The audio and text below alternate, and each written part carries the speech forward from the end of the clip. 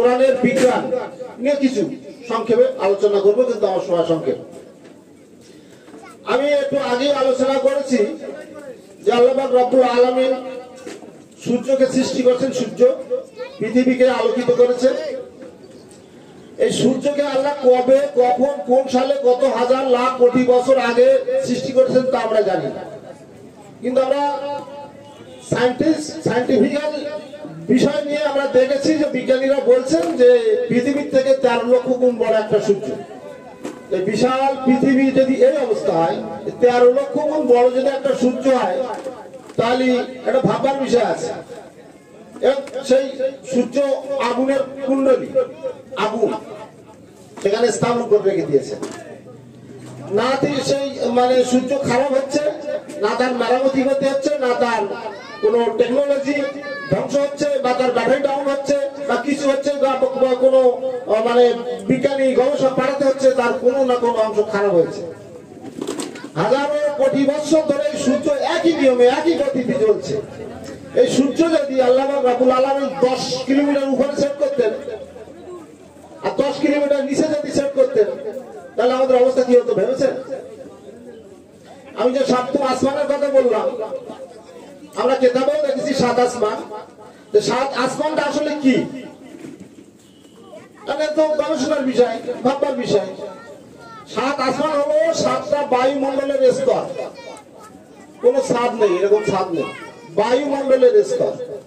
আর সূর্যকে আল্লাহ স্থাপন করেছেন এমন একটা জায়গায়, আর সূর্য থেকে যে অসংখ্য রশ্মি পৃথিবীতে আসে, এই রশ্মিগুলো যদি ডাইরেক্ট পৃথিবীতে পড়ে, মুহূর্তের মধ্যে পৃথিবী পুরো ছাই হয়ে যায়। মুহূর্তের মধ্যে গাছপালা, জীব জন্তু, প্রাণীকুল যা কিছু আছে, মানে নিমেষের মধ্যে ধ্বংস হয়ে যাবে এই সূর্যের যে রশ্মিগুলো যদি সব পৃথিবীতে আসে। আর স্বাভাবিকভাবে প্রশ্ন আসে, তার সূর্য তো আমরা দেখছি, রশ্মি তো আসছে, কিন্তু না, এই 7টা বায়ুমণ্ডলের স্তর আছে। এই স্তরগুলো ছাঁকনির কাজ করে। ছাঁকনি যেটা আমরা জাল বলি, ছাঁকনি। সূর্যের যে অসংখ্য রশ্মি আছে, তার মধ্যে অল্প সংখ্যক কিছু রশ্মি পৃথিবীতে আসে, যেটা আমরা দেখছি, উপভোগ করছি। আর সেই সব রশ্মিগুলো আল্লাহ ওই 7ম আসমান দিয়ে, ওই বায়ুমণ্ডলের স্তর দিয়ে আটকে দেন। সেগুলো পৃথিবীতে আসতে দেন না।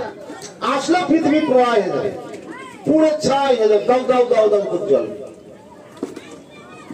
এই সূর্য সম্পর্কে আমি একটু আলোচনা রাখছি, আপনারা একটু ধীরে স্থির ভাবে শুনুন। আল্লাহ পাক রব্বুল আলামিন বলছেন, এই সূর্য গতিশীল, পৃথিবী গতিশীল, এবং উপরের তারকা রাজি যা আছে সবই গতিশীল। তাদের গতি কতটা? গতি মানে ছোটে বা যায়, তাদের গতি কতটা? আগে তো আমার ব্রেনে আসবে না। তাম পৃথিবীর বিজ্ঞানীরা কিছু গবেষণা করেছে এই কেতাব থেকে। সূর্য যে গতিশীল, এটা বিজ্ঞানীরা জানলো কি করে? এই কেতাব থেকে। কতটা গতিতে সে ছোটে তা তারা নির্ণয় করেছে। এতদিন আগে অনেক ভুল তথ্য ছিল। আপনারা ভূগোল বিজ্ঞান ইতিহাসে যেসব পড়েছেন, ওই সূর্য এবং পৃথিবীর বিষয়গুলো পড়েছেন, তার মধ্যে অনেক ভুল আছে। তো বিজ্ঞানীরা, তাম বিশ্বের বিজ্ঞানীরা একমত। তারা বলছে যে হ্যাঁ, সূর্য গতিশীল, কিন্তু কত গতিশীল? ঘন্টায় 7,20,000 মাইল স্পিডের সূর্য ছোটে। ঘন্টায় 7,20,000 মাইল স্পিডে সূর্য ছোটে। এখান থেকে যদি সূর্য ছোটে না, আপনি দেখতে পাবেন না।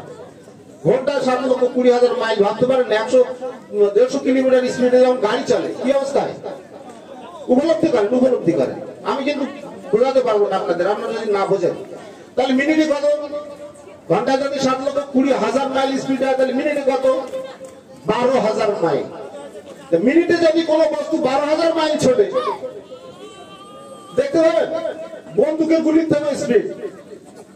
একটা বিষয় বলে, একটা মালসায় যদি আপনার হাতে আগুন দেওয়া হয়, মালসা কয়লার টুকরো আগুন, কয়লা, আপনার মোটরসাইকেলে যদি পিছনে বসে দেওয়া হয়, আর ড্রাইভারকে যদি বলা হয় 150 কিলোমিটার স্পিড ছোট, ওই আগুনের অবস্থা কি হবে? দাউ দাউ করে জ্বলবে। ওই আগুনের হালকা আপনার গায়ে লেগে আপনিও পড়ে যাবেন। কিন্তু 7,20,000 মাইল স্পিডে যে জিনিস ছুটছে, আচ্ছা বিশাল অগ্নিকুণ্ড, কি হচ্ছে? কোনো ক্ষতি হচ্ছে? কোন আগুন পৃথিবীতে পড়ছে? আল্লাহ কত বড় সুবিজ্ঞানী! আল্লাহর মতো বড় সুবিজ্ঞানী আর কিছু নাই, কেউ নাই। আল্লাহ সমকক্ষ কেউ নাই। এটা আমরা কিতাব থেকে বুঝেছি। তাহলে সূর্য যদি একটা অতটুকু মানে বিশাল বিষয়ের উপরে যদি আমি ছোট্ট একটু উদাহরণ রেখেছি, আল্লাহ বলছে যে আমি পৃথিবীতে যা কিছু সৃষ্টি করেছি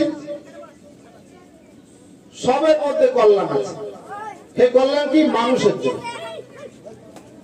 এখন আমরা কেতাব থেকে পড়েছি, কেতাবের আয়াত, এটা কিন্তু আমি আয়াত বলছি, আমি কেতাবের বাইরে যাচ্ছি না আর যাবো। আল্লাহ বলছে পৃথিবীতে যা কিছু সৃষ্টি করেছি সব মানুষ জাতির কল্যাণের জন্য। এখন এইটা আমরা আয়াত পড়লাম আর ওই পড়ে কেতাব বন্ধ করে দিলাম, তাই কল্যাণটা কি? আবার আপনার টাকা না, একটা গাছের মধ্যে কি কল্যাণ আছে, একটা সাপের মধ্যে কি কল্যাণ আছে, একটা মশার মধ্যে কি কল্যাণ আছে, একটা টিকটিকের মধ্যে কি কল্যাণ আছে, বা আরো সমুদ্রের মধ্যে কি কল্যাণ আছে, নদী নালার মধ্যে কি কল্যাণ আছে। এরকম কল্যাণ নিয়ে যদি আলোচনা করা হয়, কোন একজন বক্তা বছর কি বছর ধরে আলোচনা করেও শেষ করতে পারে। আল্লাহ রাব্বুল আলামিন বলেছেন কেতাবের একটা আয়াত, বলছেন যে সমুদ্রের পানি যদি কালি হয়, আপনারা পড়েছেন, সমুদ্রের মায়েরা বোনেরাও পড়েছে, সমুদ্রের পানি যদি কালি হয় আর যদি অনার্গল লেখা হয় ওই কালি দিয়ে, সমুদ্র শেষ হয়ে যাবে, তবু আল্লাহর কল্যাণ লিখে শেষ করা যাবে। কি করে শেষ করবেন আল্লাহর কল্যাণ লিখে? এই শুধু আমি একটা আলোচনা করছিলাম উপরে, এই যে আমরা মানুষ সৃষ্টি করেছি, আমার শরীরের মধ্যে প্রত্যেক অঙ্গ প্রত্যঙ্গ এক একটা আয়াত।